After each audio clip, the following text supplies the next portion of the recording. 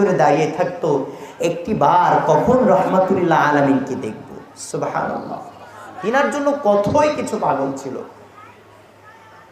পাথর ফেটে তুলা হয়ে যায় এমন একজন নবী এসেছে দুনিয়ার জমিনের মধ্যে। সম্মানিত হাজিরিন,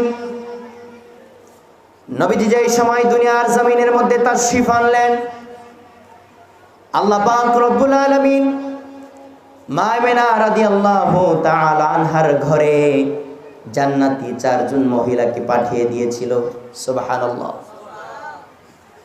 নবীজি যেই সময় দুনিয়ার জমিনের মধ্যে তাশরীফ আনলেন, ওই সময় দামেস্ক থেকে সিরিয়া পর্যন্ত, মিশর, জর্ডান, আরব যত কিছু আছে না কেন, হাজার হাজার মাইল পর্যন্ত নূরের একটা ঝলকানি দিয়ে আমার আল্লাহ পাক রব্বুল আলামিন লিপিবদ্ধ করে দিয়েছে।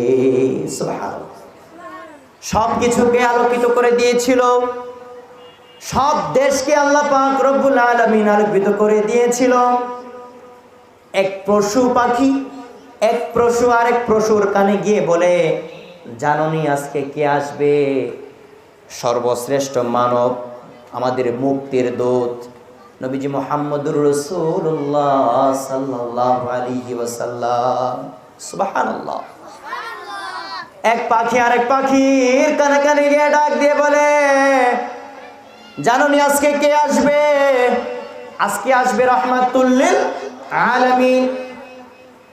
সাগরের কলতনের মধ্যে যেই কীট পতঙ্গ 18,000 মাখলুকাতের ভিতরে যা কিছু আছে না কেন, একে অপরের কানে কানে গিয়ে বলে, জাননি আজকে কে আসবে? যিনার নাম হচ্ছে রাহমাতুল লিল আলামিন। সুবহানাল্লাহ। ওয়ামা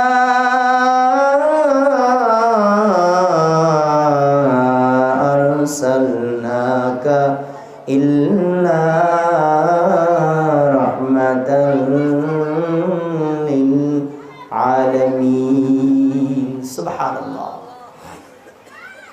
আল্লাহ পাক রব্বুল আলামিন বলেছে, তিনি হচ্ছে সৃষ্টি জগতের জন্য রহমত, 18,000 মাখলুকাতের জন্য নয়, সারা জাতির জন্য।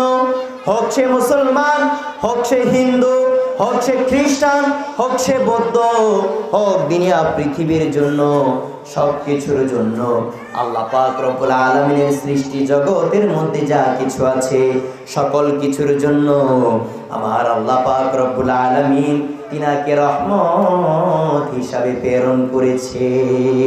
সুবহানাল্লাহ।